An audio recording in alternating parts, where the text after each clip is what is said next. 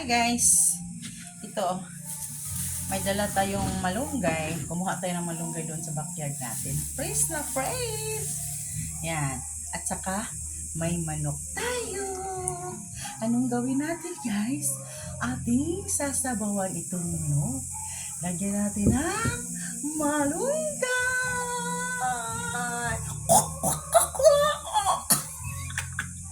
Tunahi, tuna.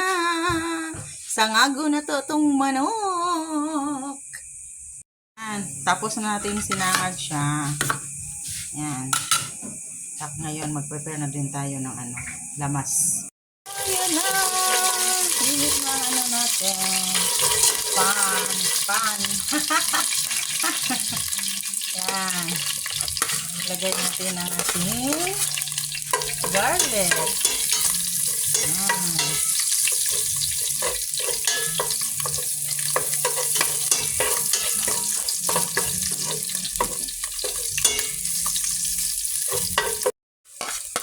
Ang onions. Red, luya pa. Yan. Tapos ang ating red chicken. Ayan na. Ang ating sinangag na manok. Ilagay na natin.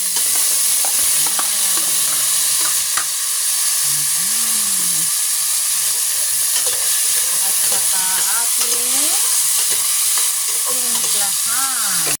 Ayan na siya guys. Lagyan natin ng tubig para may tayo sabaw, para may mahigop ang person. Ayan na guys. Ilunod na to ang atoang. Ilagay natin yung natin. Sayuti. Sayuti yan guys. O, diba? Atin na ding ilagay ang sibuyas dahon natin. Na guys, ilagay natin ating malunggay. Ayan, naosik kasi ang isang kamay may kamera. Ayan. Kain na tayo guys. Ilang na lang. Ayan.